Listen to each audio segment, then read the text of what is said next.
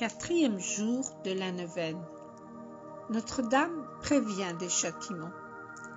Notre-Dame dit à Mélanie et à Maximin: si la récolte se gâte, ce n'est rien qu'à cause de vous autres. Je vous l'avais fait voir l'an dernier par les pommes de terre, vous n'en avez pas fait cas. C'est au contraire, quand vous en trouviez des pommes de terre gâtées, vous juriez, vous mettiez le nom de mon fils au milieu. Elles vont continuer, et cette année, pour la Noël, il n'y en aura plus. Jusqu'ici, la belle dame a parlé en français. Elle prévient une question de Mélanie et termine son discours en patois. Vous ne comprenez pas, mes enfants. Je vais vous le dire autrement. Si la récolta se gâta, si vous avez du blé, il ne faut pas le semer. Tout ce que vous semerez, les bêtes le mangeront, et ce qui viendra tombera tout en poussière quand on le battra. Il viendra une grande famine. N'avez-vous point vu de blé gâté, mes enfants? Non, madame. Mais vous, Maximin, mon enfant, vous devez bien en avoir vu une fois, au coin, avec votre père.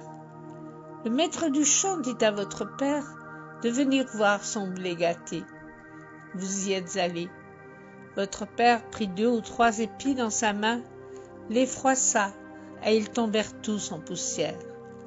En vous retournant, quand vous étiez plus qu'à une demi-heure de corps, votre père vous donna un morceau de pain en vous disant: « Tiens, mon petit, mange encore du pain cette année, car je ne sais pas qui va en manger l'an qui vient, si le blé continue comme ça. » Ah oui, madame, je m'en rappelle à présent.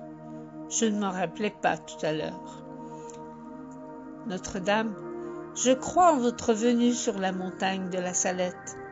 Je crois en votre désir de me rappeler la voie à suivre, qui est d'assurer mon bonheur et celui de tous tes enfants.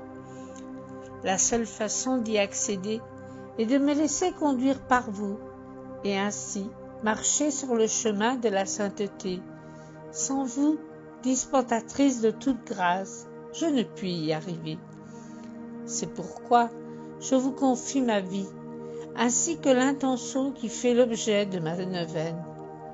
Sachant qu'elles ont déjà trouvé refuge dans votre cœur immaculé et que ma prière, tout comme vos larmes, retomberont en pluie de grâce à l'heure et selon la volonté de Dieu.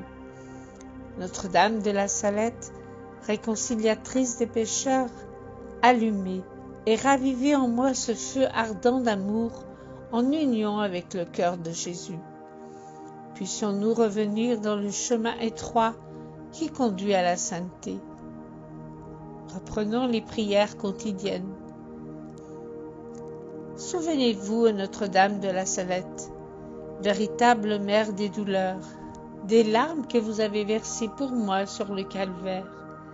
Souvenez-vous aussi de la peine que vous prenez toujours pour moi, afin de me soustraire à la justice de Dieu. Et voyez si, après avoir tant fait pour votre enfant, vous pouvez maintenant l'abandonner. Ranimé par cette consolante pensée, je viens me jeter à vos pieds, malgré mes infidélités et mes ingratitudes. Ne repoussez pas ma prière, ô Vierge réconciliatrice, mais convertissez-moi. Faites-moi la grâce d'aimer Jésus par-dessus tout et de vous consoler vous-même par une vie sainte pour que je puisse un jour vous voir au ciel. Amen. Notre-Dame de la Salette, réconciliatrice des pécheurs, priez sans cesse pour nous qui avons recours à vous.